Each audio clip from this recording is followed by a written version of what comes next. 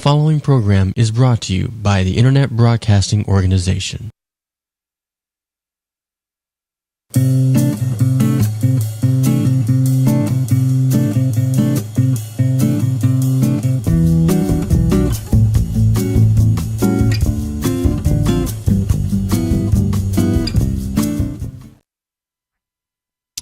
Hello, everyone. Thank you for tuning in to Late Enough with Mama J. I'm really happy to be here today. A little bit earlier, but if you catch me actually tonight, it'll be 7 to 8, my normal time. So you won't be able to call in, but that's all right. Definitely do it next week. This evening, we have two special guests. The extremely special guest is Kennington, but he is actually published under J.R. Kennington, very old dapper, and you can also find him on Facebook. To date, he does have 2 published novels, The Fear of Lightning and Dreams of an Eclipse. One was done in 2011. They both were. No, 2009, 2011. Yes. He has a 3rd novel coming out this year at the end of the year, Erebus. And he is a very well-educated young man, master's degree in education, and is graduating with a doctorate in education in 2015. So you're going to be a PhD. Awesome. He was also born in Germany and moved here to the States with his family in 82. He grew up in the southern central parts of Illinois. Oh, you got that good homegrown stuff going on. He was offered a job in 2010 that actually brought him to Tampa, Florida from Chicago, Illinois, and he's currently on a project with his practice, dissertation style, mixed method study into his own core beliefs of spirituality, religion, and faith. And in the next 3 years, he's planning on publishing a compilation of short stories and 3 new novels, Yes, 3 more. All in varying stages of completion.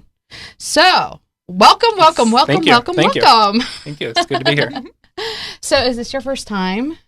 Yes, it is, actually. This is my first time on any type of radio or internet broadcasting. Really? So are you nervous or excited? I'm always gentle. I'm that nervous, excited, like, the 13-year-old getting ready to kiss the cheerleader. Oh, did you ever kiss the cheerleader? No. No.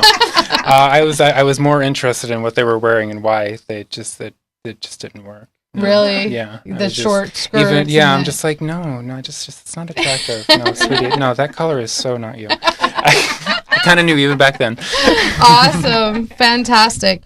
Well, welcome to Florida. I'm actually a native Floridian. And you are? I am. Really? That's from my understanding, that's hard to find. Are you kidding?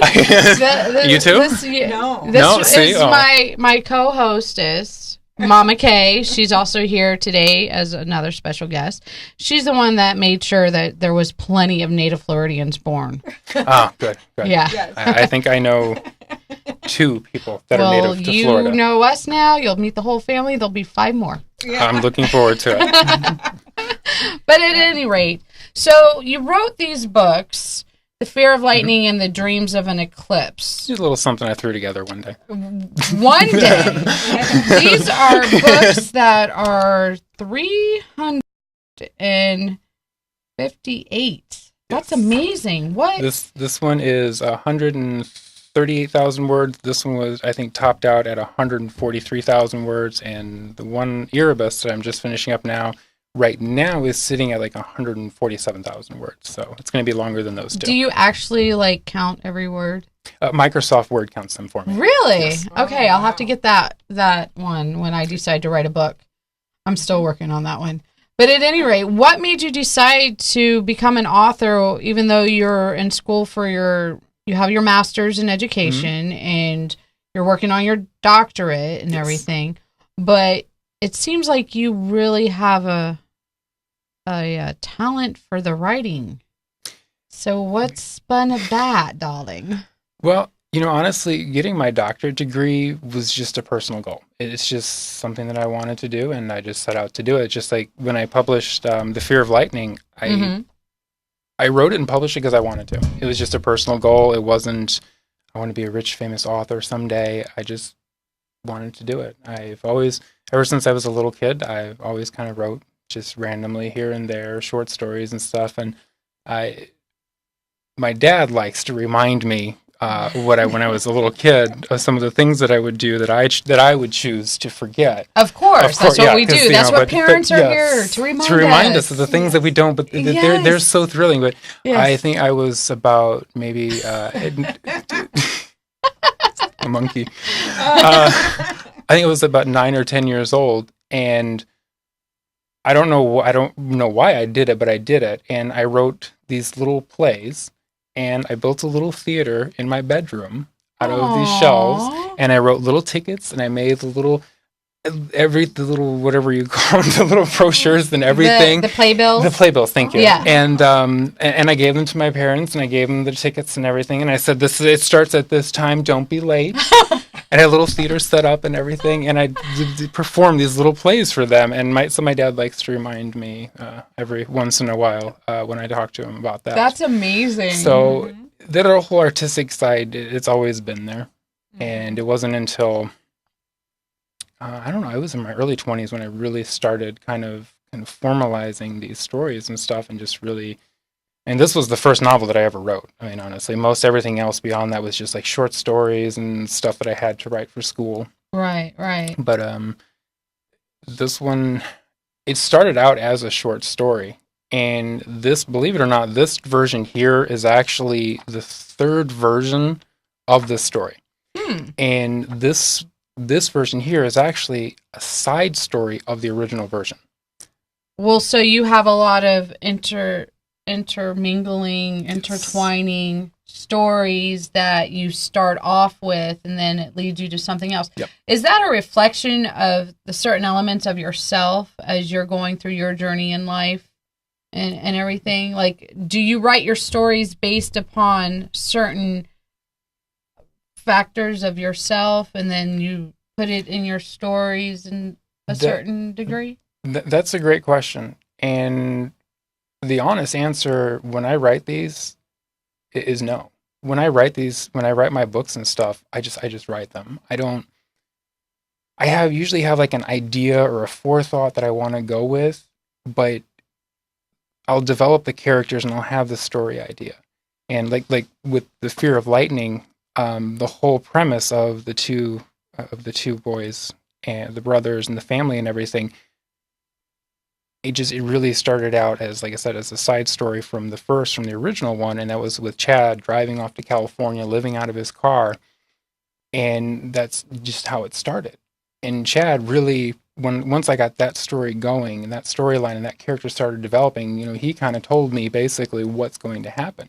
So the honest answer is that while I'm writing them, there's no forethought of this is my life and I'm going to write it into the story. It's just, these are the characters I created, and they're going to tell me kind of based upon the personality quirks that I've given them, where they're going to go and how the story is going to end. So that's one of the driving forces that gets me to finish writing the stories, is because, honestly, I want to know how it ends. Very interesting.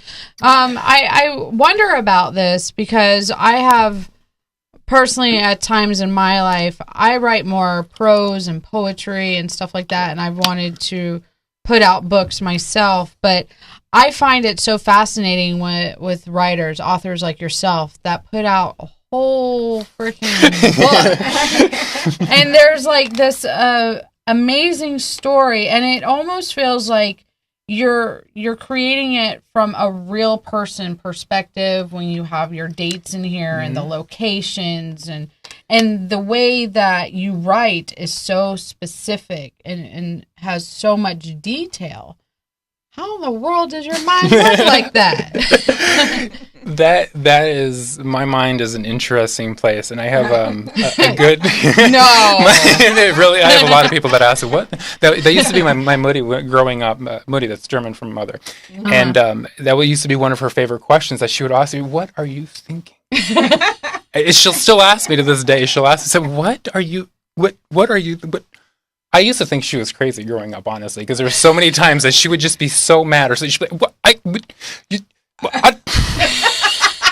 what are you thinking? And I could always tell what kind of mood she was in. And like with my name Kenneth, I go, my legal name is Kenneth, but Jordan with an E, like Liza with a Z. It was a nickname that I got, and but I could always tell how mad or what kind of mood she was in by how she would pronounce my name. Oh. And this becomes very significant later on for my writing career, because it's little details like that that really make the story. Because you can have a wonderful story, but if you don't know how to tell it and get the right details at the right time, or if you put too much detail, a few authors come to mind, it gets very, very boring. And the reader kind of like, okay, because basically you're holding their hand, just give me right here. This is where you want to go. But I like to give the reader just enough detail of me saying, hey, why don't you come over here? What's going on over here? Or you know what? I think over here, this is actually a little bit more. Yeah. But I'm not going to tell you what to specifically to look at. I want to give you enough that you're going to go over there. A little guidance. Exactly. A little bit like, here's some little, breadcrumbs. Yes. Exactly. So my Moody kind of inspired that. I think my Moody is probably my biggest inspiration throughout my life. As much as growing up, I would never admit it. Now, the older I get, the more I can see. Funny as we get older.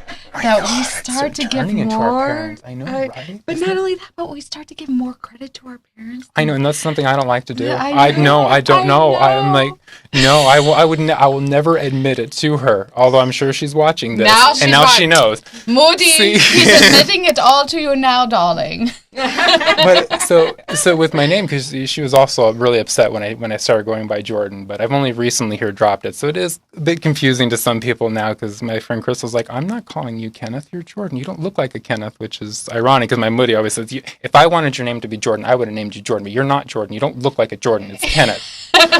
So, but I could always tell growing up how mad she was at me and what kind of trouble I was in by how she would pronounce my name. Because she's German, and so she has a very thick accent. The more upset and angry she gets, the German it comes out. Very, trust me, So usually she calls me Kenny, which don't call me Kenny. I hate that. Only she's allowed to call me Kenny. Right. So normally that if it's Kenny, all is good. Everything is good. Right. If it was Kenneth, you were in trouble. Something's wrong. But if it was Kenneth, she drops the H. Oh yeah, she dropped when she was really mad. She dropped that H, and I knew I would not show up. No, it was Kenneth Ryan call. Oh no, no, it's time to go. I gotta go. So, but it was that little detail that I remember from my childhood of how my Moody would pronounce my name that now drives how I develop characters, because it's just that one little detail. Right. And in a book, I don't have to explain that, when she was really upset, she would call me Kenneth, or when everything was fine, it would be Kenny. I tell the reader, just by simply having that character, the mother, address the son in those different names and how the son reacts. Here's that Kenneth, and just tensing up, no, that's not good. Right. Tells you everything that you need to know. Yeah. And so when you had decided to write these books, I began to read some of your books just because I had to and I wanted to. Yeah, I don't know how to take that. Wow. No. I wanted to because I wanted to figure out what your type of writing was, because I'm picky about the books that I read. I read like Eckhart Tolle and Greg Braden and stuff like that. So this was a real stretch for me to even dive into a regular type of novel. And I did notice that, okay, there's something here. Oh, I've been told, a few people have told me that there's something there. There is definite intrigue in here. And you had, in one aspect of the story, the delivery of a baby. Yes. What was that all about? That, with this book here, the main plot line of this book is the ramifications of a father who chose his religious beliefs over his family when his sons come out as gay. And one side note is that I make a very important distinction between religion and faith. Because I say in there that if Nicholas, the father, had followed his faith, he would have realized that these are still his sons. Right. He may not agree with their lifestyle or how they turned out, but they're still his sons, and they need him as much as he needs them. Right. And that was the important lesson for Nicholas, to realize that he pushed his sons away, and then he spends most of the book trying to find them because they realize after his wife dies that he needs his son as much as they need him. Right. So Kurt is adopted. He's abandoned on their doorstep, and Chad is their biological son.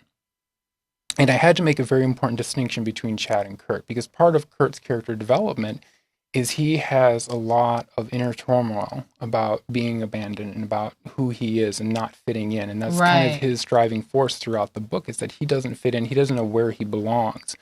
So his birth from the very start is very traumatic. His mother clearly is a very unfit mother, and as far as she's concerned, it's more it's a burden. It's just something. Just get it out of me, get it over and done with. I don't want this thing. Get it away from me. Right, and there's a lot of people in life that experience that, and so this is basically a story for people to read, that if they have felt that way in their lives, this is a book that they could honestly find themselves as that one or the other character, or even a parent that is presented as, like what you said, for the father that chose his religion over his children, and then the gay son was, put to the side because of the religious factions and everything. There's a lot of that goes on in our society and everything. So you ultimately wanted to write this book as a voice for those people, yes? That is a beautiful, eloquent statement that you just said, and I would love to say, yes, that is exactly why I wrote it. That's why I did it. Yes, you nailed it, but I can't. I can't. And the reason that I can't say that, but I can agree with it, because I've had people come up to me that have read it. 99% of the people that have read this book have done so either in one sitting or within a matter of a few days. Almost everybody that's read it come up to me. The biggest response that I get is that they read it all the way through. They couldn't put it down. It was very easy to read, but very poignant that they had to finish. They had to know. And also they cried at some point during through the book as well. But when I wrote it, I just wrote it because I wanted to write it. It just happened. And it's interesting because Kurt and the story of his birth was actually just a short story that I wrote. It really, when I was halfway through the second version of this book, and I was still writing short stories and stuff, and it was just a story that I wrote. It just came to me one day, and I'm just started thinking about, I wonder what it would be like to actually have a kid. And a lot of my short stories I use as kind of challenges to myself to write about a particular incident or some aspect of life, just to see if I can make it work. Right. And I created the character of Tulip, and I created this birth for her, and the short story kind of ended there. And then when I started getting into the book, I introduced, because initially Chad was the only son. He didn't have a brother. And Kurt was actually the side character that started stirring those feelings in Chad when he was 14. And he was just Chad's best friend, and then he kind of faded out after that. But eventually he worked it into becoming Chad's brother, and of course there was a lot of changes after that. But then the story of Tulip and his birth, when I had that short story, and I started thinking, I'm like, this is perfect to create this very distinctive difference between Chad and Kurt from the very beginning, and carry that out through the rest of the book. So Tulip became Kurt's mother, and the short story got intertwined there. And speaking of the parents, my favorite line in this book is at a point where the mother, Stacy, has already died, and Nicholas is, the way I describe it, he's left alone in the remnants of his perfect all-American family. Right. At one point in time, he looks back and he thinks he had everything, and now it's all gone, and he has nothing, and he's left alone. Right. And that's when he makes the conscious decision to find his sons, that he wants to find them and ask them for their forgiveness. My favorite line out of that entire book is, I have him sitting on a plane, and he meets Shirley, and she asks him, why is he going to California? What is he looking for? And and he starts telling her about his life and his sons and everything. And she asks him, well, what happened to them? And he says to her, I lost them to a hate crime. Oh, referring to his... Except it was me that was doing the hating. And now they're gone, and they'll never know that I really loved them and how much I needed them. And that's a powerful line. in the book. Yeah. And as my friend Naya, I love my friend Naya. She is I like to call her my. Is she your muse? And she, I just had to throw that one out there. She is a little bit of my muse, but she's my platonic soulmate Right. and my platonic lifelong partner. That's how I Right. refer to her as. Yes. And she actually, I've known her for almost 10 years now, and we worked together at AIU up in Chicago. Right. And She followed you down here. no, actually, Or did she you- moved to New York, and then- I came to Tampa. But then, was she the one at the Talking Awards with you? No. This is the other woman. This is. Oh, I have many Really? friends. OMG. We have 5 minutes left, really? Yeah. Wow, this went by so fast. All right, so But anyway, so Right. The Fear of Lightning by J.R. Kennington, you can find this on Amazon.com. Yep. And if you're a Prime member, you can actually download both of my books for free through the Kindle app. Oh, but I prefer actually tangibly getting the book and going through the pages. Now, The Dreams Yes. of an Eclipse. Yes. I thought The Fear of Lightning was very interesting. Where did that come from? The Fear of Lightning, I use that title because much like lightning strikes randomly and you never know where, you never know when, and it's instantaneous. It's so quick and can be very destructive, but yet at the same time, it can also create new life from it. Right, So right. similar to that, events in our life happen, and they happen so Very quick, true. and they're so life-altering Mhm. that things are never the same afterwards. So that's where that title came from. Well, fantastic. Mhm.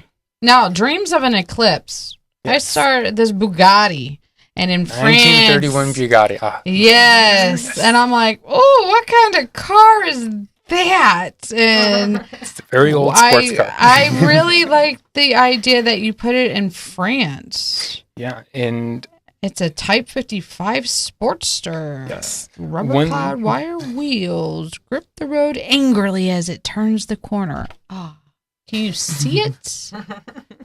Totally. Hi, dude. But anyways, so this book is a totally different storyline Yes. and everything that definitely takes you into a whole different country to a different to a degree. To a degree, yeah. The epilogue in this book actually takes place 5 years after the initial story. Mhm. And the epilogue, which is what started this book, it was a short story that I wrote, and I wanted to write a story about two people and them being a gay couple, and I wanted to tell their story, but I wanted to tell it through their interactions with an object that they're very intimate with. And for Oh. Antonio, it was his violin, Mhm. and for Nathan, it was the car. It was the Bugatti.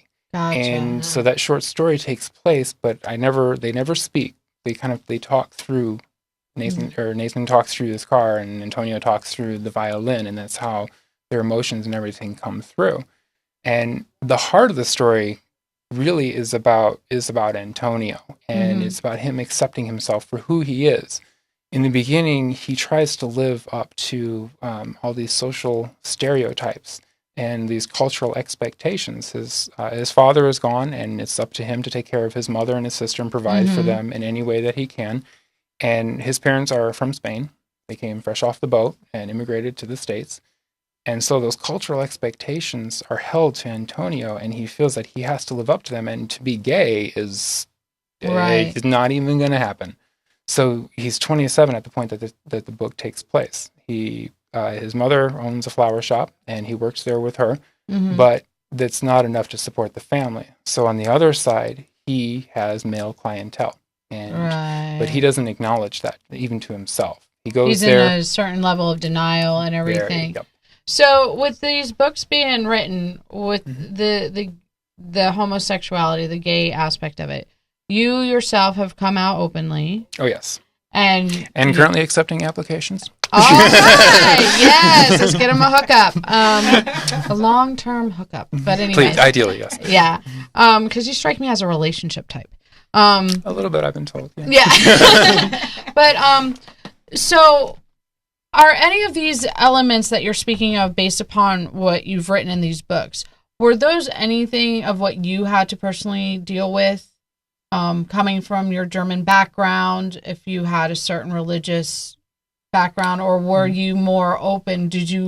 Were you raised more openly for your faith, for your spirituality? Because that was our connection. The fact that my show is a spiritual talk show overall. It always has some sort of underlying undertone to it and everything. So in that regard, how does that kind of weave into your storylines and everything? Spirituality actually plays a very important role in my writing and also in my own life. Growing up, we attended a lot of churches, but I don't think we never really had like a particular faith. Religion really wasn't a huge important part growing up. We went to mostly Southern Baptist churches. After we moved to the States. Oh, that must have been fun. It definitely inspired the first. Yes, it definitely did inspire a lot. Yeah. As far as my own spirituality, everything goes, I'm at the point in my life right now that I really am not 100% sure what it really is. And actually, one of the projects that I'm actually starting on right now, which is unfortunately titled Me Project right now. It's not going to be the final name for it, but that's just what I'm calling it. Right. And it is actually my practice dissertation into studying my own core beliefs and what it is that I really believe in. And one of the questions that I posed in my study, because I'm setting it up as an actual dissertation study. Okay, for your PhD that you're working on. And I'm using a lot it of people should try that. And I tell you what, if you really want to know, if you ever really want to know by yourself, it is definitely a good approach. Right. I think I've been doing that for a few. It can be because I've been putting it off. I've got it started, and my friend Naya, she actually interviewed me for that. And one of the questions that I posed in there is, does Kenneth follow a religion without realizing it? Oh. And because I often, talking to a lot of people and stuff, and especially people that claim to be like agnostic or just spiritual and stuff, if you actually listen to them and look at their lives and some of the things that they do, you can actually see a huge influence from either one faith or another. Right. So that really motivated me, especially after I finished the last book, Erebus. Mm-hmm. And it's interesting because every one of my books really deals with religion and faith from one aspect or another. Right. The Fear of Lightning was probably the most blatant because it really dealt with Southern Baptists and Catholicism and their really hardcore beliefs on that. Mm-hmm. Dreams of an Eclipse also dealt with the spirituality side of it as well, because that was one of the cultural expectations laid on Antonio. That was one of his kind of own guilt and such that he really had to struggle with. Right. And his mother as well, being from Spain, she was very, very, very, very religious, and that is one of the struggles that she had to deal with. Mm-hmm. But it's interesting because she has her own secrets that she has as well. And because of that, and I have her state in the book, because of her own secrets, she can't hold this against Antonio, because who is she to judge? Right. And that's what boils down for any of us in society. Mm-hmm.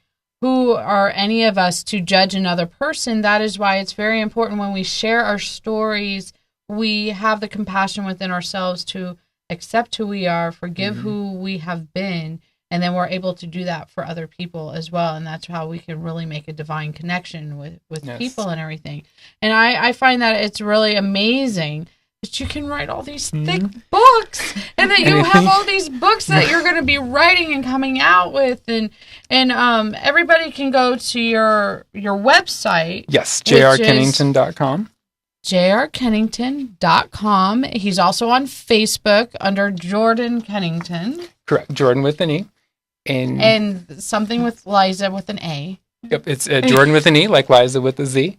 Okay, Z, not the A. Okay. Yeah. But because she spelled her name Liza. Yeah. Instead of Lisa. I was just going to share with you real quick, though, in regards to, because we were talking about the religion and spirituality. And I'm so blessed to have so many people in my life. And Naya is definitely one of them, because she actually helped me write the sermon awesome. at the end. She is your muse. She is, without a doubt, one of my best friends. And one of my favorite lines in here, and this is the sermon at the end, and I have her say that she looked around the room and stopped at Kurt. Compassion and forgiveness for those who hurt you, and for those who may have abandoned you, for those who have marked our lives so deeply that we forget that we are loved. We have to forgive. If we hold on to the hate, the anger, and animosity, then it will only consume us and drive all the love from our heart and make us forget compassion. It overshadows the gift that the Lord has bestowed upon us. I'll just stop there and you have to read the rest of the book.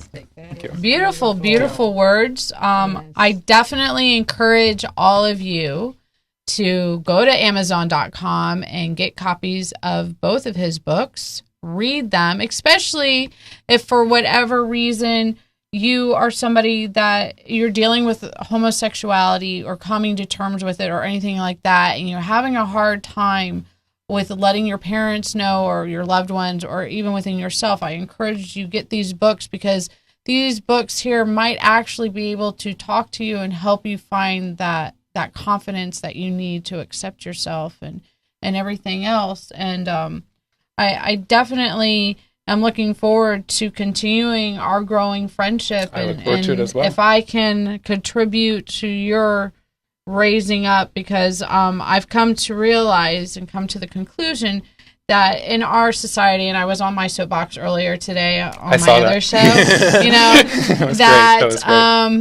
the entitlement factor, we need to abolish that. Yes. That's where the deepest wounds come from, because we are suffering from generational, societal elements. Yes, that's a whole other show that I would love to be on with you. Yes. So, and this is the conversation I want to pose to people, because when we can get to that core element of where the entitlement mentality comes from, and we can figure out a way as a unified society to heal that, that is where I really feel even exponential healing will occur, and more compassion will manifest and grow from our hearts and souls. And so my whole purpose for having my shows and doing what I'm doing, just like your purpose is writing these books, and I definitely feel you will end up being a top seller. Thank you. Thank you. Because deep down inside, I sit next to you, and you're like, I want to be at the top of the da, da, da, da, da. So I'm going to hold that vision for you. Thank you. And Thank you. I will hopefully you'll keep interviewing me, and I'll be on your show again, especially at the big, because you'll get big too. I feel good things for you too. Oh, and you, because you'll be right there with me. Yes, yes. We have to mastermind. We need a. We do. We need to start a mastermind group. Yeah, for sure. We got this. We got this. Chill out. I got this. But it'll be a wonderful, wonderful thing that you do. The fact that you have the tenacity to get your doctorate degree, man. Power to the peoples. I love to punish myself, I guess. I don't know. I love, and it's funny because if you ask my Moody, growing up, she was happy that I even got through high school. Like, right? Her big thing is just please. And I actually dropped out of high school. I actually have my GED. Really? And I remember that day coming home and explaining that. I was like, Moody, I'm dropping out of school. And she said, what are you thinking? She's going to watch this. I'm going to get a phone call from her later tonight. What are you thinking? I don't say that. Do I say that? I don't say that. I'm like, Moody, you just said it. So are you an only child, or do you have a brother and a sister? I fantasize that I was. I've done that too, for sure. I do have a sister. She lives in Missouri. Okay. And we don't talk too often, but well, now this should give you guys something to talk about. Oh, trust me, she has plenty to talk about. I don't know if she's ever read my books, though. I don't know. My Moody has. My Moody, actually, she always requests the first copy. And actually, the Erebus is about, one of the main characters is a dog. And it was because of her. Because every time, whenever I send her a book or a short story or something, the very first question, first she reads it, she has two questions that she will ask me. One, is there a dog in it? And two, does it die? Oh, is that a reference to Old Yeller at all? No, my Moody she loves animals. She's very, very passionate and compassionate with animals. So yeah, that's her thing. She loves dogs. But those are her two questions she always asks me. And of course, I always say no, or yes, there is a dog. No, it doesn't die. And with this latest book, I had to say yes, it does die. Which is like, why did you have to kill it? Like, Moody, the dog's 18 years old. How long do you expect a German Shepherd to live? I don't. Which is like 96 in human years. So we lived a very long life. Very long, yes, very healthy life. So, Well, that's a wonderful, wonderful thing. Thank you. Do you foresee any of your books turning into movies in the future? Well, I fantasized about that. I mean, if you ask me, of course. I mean, of course they will. Fantasy I don't know. is where it all begins. This is true. Oh, believe me. Oh, I have. But anyway, Manifestation. I would love to see them as movies. Especially this one, I always did. I always could see this one being made into a movie. I think out of Erebus is my favorite one now, out of all my books now, because it's my most recent. Interesting title. Erebus is actually from the Greek mythology, and it is referred to. It is a Greek god, but it's also the land between the living and the dead. Oh, much of like here on Earth. Yeah. Well, it's all about perception. I like to think that it can be good here too. I'm like from a metaphysical and on the ninth dimension and the fifth dimension and all kinds of stuff like that. So. I'm thinking I might have to include you in my study. Then I might have to add you to my list of participants in my study. Absolutely, I would be a science project.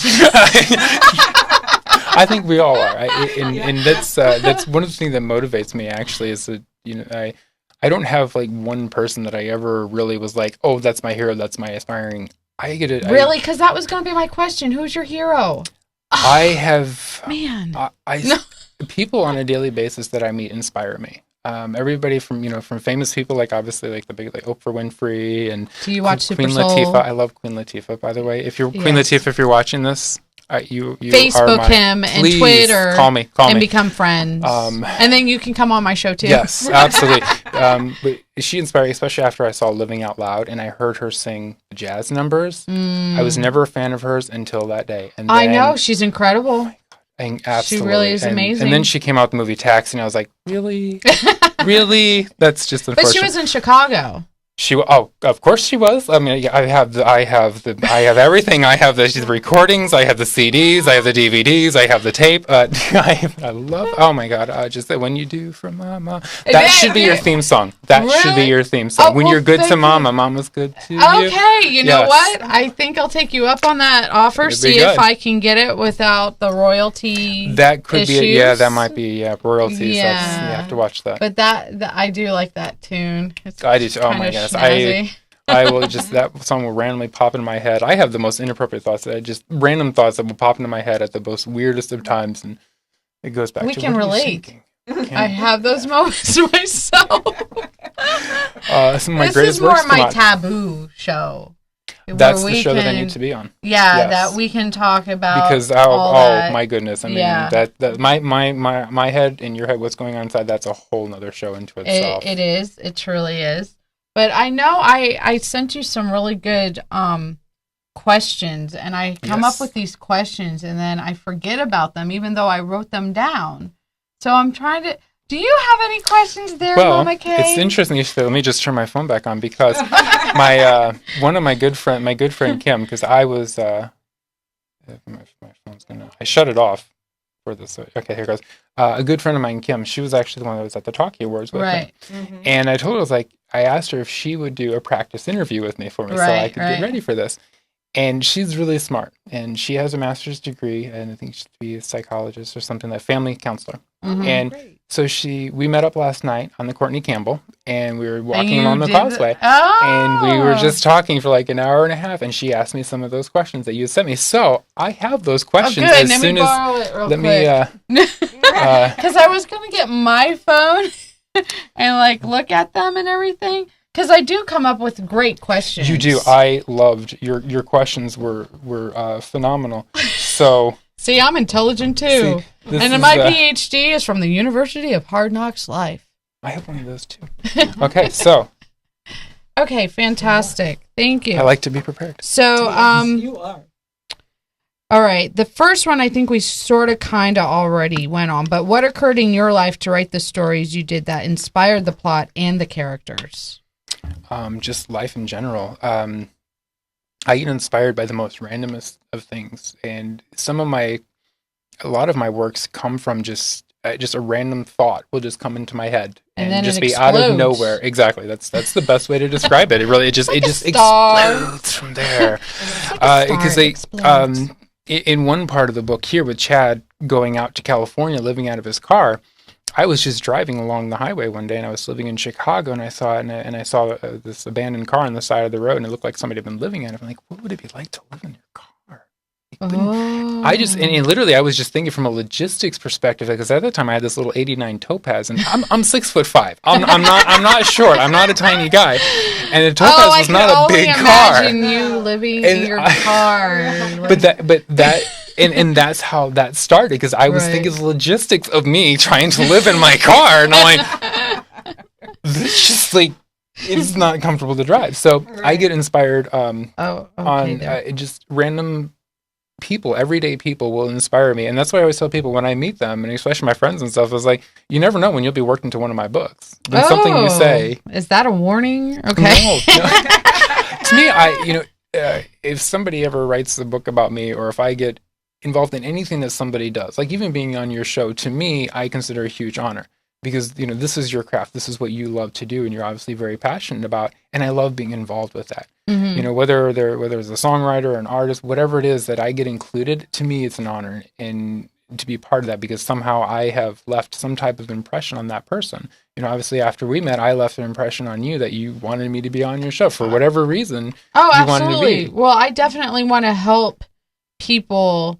Because like I said, when we're helping one another and we raise each other up, then we can all succeed. And I want to succeed just as much as you want to succeed. And my Mama Kay there wants to see me succeed, because she invests a lot into me.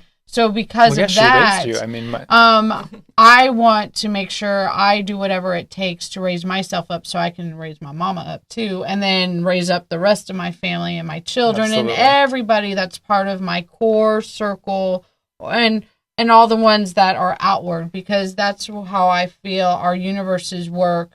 We have our core centers of our family and our personal peeps, and that those intimate relationships, and then it just slowly goes outward, and we're all connected with the cord of our spirit, with our compassionate love and everything else. And so as I want to help raise everybody else, and I should hope that when other people are raised up, they'll say, "Hey, let me raise you up too." And it's interesting to say, because one thing that I started doing about 6 months ago, I was having a really bad day, and I was in a bad mood, and I had cut this person off. So if you own I think it was an '89 Ford or something, and it's blue, I apologize if that was you. And I had please forgive him. Please. I had cut them off, and I knew I did, and then they honked at me, and without thinking, I gave them the one finger salute. But it was instantly, because, and I realized I felt bad right after that, because I realized like I was the person at fault here. I cut them off, and they were just talking like, "Hey, idiot! Hey, They were just trying to give you a what's up? Exactly. Hey, how you?" But I realized because I was in a bad mood, and what I was doing, my bad mood was being paid forward, because now that person's going to have a bad day. Exactly. So I made a commitment to myself that if I'm in a bad mood or having a bad day, I'm going to do something nice for somebody else. And it really helps. It does. And Tuesday was a big one for that, because I had Saturday I hurt my back. I had a pinched nerve, and I was laid up for 4 days. All I could do was stare up at the ceiling.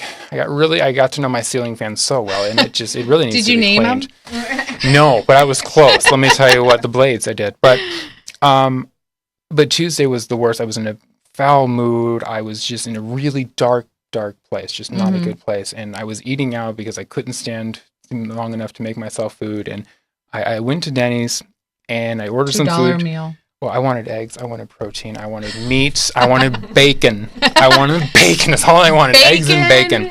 With salt and lots of salt. And when we were talking about what inspires us, especially spiritually, well, I walked in, I ordered my food, and I saw this older couple sitting there, probably late 50s or at least 60s, not elderly, but older. And the man had stood up. They just finished. The man stood up, and his wife tried to get up, and she kind of reached for the table, but then she kind of fell back, and I could see that she wasn't very happy about that. She didn't like that. Right. But what happened next changed my mood completely. And he went over, he took her hand, and he helped her up, and he gave her a hug and gave her a kiss right there in the restaurant, and then held her hand as they walked up to pay their bill. And it was just that little random moment that completely changed my entire mood. it completely changed See what everything happens for when me. people love each other. It's a beautiful And thing. so what I did it without even thinking, but they came up there and I looked at the lady, the cashier, and I handed her my credit card and I paid for the breakfast. Aww, and, check you out. and And that- this doesn't. Yes. Oh, you did it Wait, wrong. I got it. Oh, you already know my code? That's not. No. Well, I apparently need to work on that. Well, how has these pieces of writing that you've written affected you throughout your journey of discovering your gift for writing? Well, I thought about that question this morning, and that's actually what this is here. And These questions I I'm tell you, amazed with, see, and I'm like, they're good. You wrote these. You wrote these. You better save these. These are awesome. These are excellent questions. But here's the real kicker. I literally wrote them as I was sending them to you. Like, I had not thought them out. That's it when was we do, random. Yes. When you just do, and you don't think about it, you just do, and it's something that you're good at. That's when the best things come out. Because that's why all my first drafts and everything, I write by hand or I do it on a typewriter. I don't use a computer, and I do that because I can't. It's old school works. I love it. Oh my. Yes. And it's time consuming because then I have to retype everything into the laptop and go through that. Yes. And if you could see some of my first drafts, oh my God. I sent one to my editor one time. She asked me if she could see it, and she's like, oh, never mind. No, just send me the finished product and we'll go from there. But initially, when I saw that question, I thought about it. My initial reaction was like, well, they really haven't, because these books really aren't about me. They're about the stories. They're about the characters. But then this morning, I was going through, and part of my practice dissertation, my me project, is studying my own writing and the influence and how they really have affected me. And I was putting these down, and I was looking at, I took the core line from each of these books and what, that really summed them all up. And when I was writing those down, something hit me, and I was looking at them, and I was looking at the fear of lightning. And the story really is about, about self-acceptance. It's about, realizing the real bonds that holds a family together, and needing people as, needing somebody else as much as they need you. And I realized that it was really about acceptance. And I started thinking about my life at the time that I was writing those. And that's what came to mind, is that this story was really about me accepting my own self, and accepting not only my own self, but my family for who they are, not who I wanted them to be. Right. And the same with the dreams of an ecliptic. It was, it was Antonio kind of discovering who he really was and coming to terms with that, and removing that mask that he put up for society, and saying, you know what, this is me. This is who I really am. And so it wasn't so much of him discovering who he was, but it was allowing that to come through. Right. And that was that time period in my life. That's really kind of what I was doing. And Erebus is really about kind of rediscovering who you are. And because in there, the main character, Adam, he witnessed his mother being killed in the very beginning. Wow, that's gruesome. The main storyline is really about his bond between him, his dog, and his car, and how they become, in order for him to deal with his seeing in his mother's death, he creates this alternate reality, this alternate world. And the older he gets, the more deeper he gets into it, and the less he can grasp the difference between his world and reality. Yeah. And then through Michiaki, who's studying to be a Buddhist medicinal healer, he kind of begins to piece Is he like himself Mr. Miyagi? No. Michiaki is a whole nother story. But anyway, but it looks like I think you... Fantastic. Well, authentically, where do you want to see yourself go with writing these types of stories? Or would you be interested in nonfiction and biographical as well? And did you find your connection to spirituality and the difference of the ego self at some point with... I would say that I'm on that journey right now. As far as spirituality and discovering all of that, that is the point in my life where I'm at, is really kind of discovering that, where I'm actually at with all that, and what are my beliefs and where I'm going. As far as my writing, I just love when people read it and they're able to take something from it, and it helps them in some way or another, even if it's just that it gives them a distraction from their own life for a couple of hours. And that's really why I write, is because I just love it. I just love the process of it. I just love doing it. I just like doing it. I just do it. and he's really great at it. We have Thank to you. wrap it up, but thank you so much, Thank you. Kenneth. Thank you. It's been a pleasure. For I've being enjoyed it. on the show Thank and you. everything. Thank you, Mama Kay, for being the co-host and just having your energy and everything. Thank you, everybody, for showing up and watching. If you get a chance to, you're going to love it. Talk to y'all later. Bye-bye.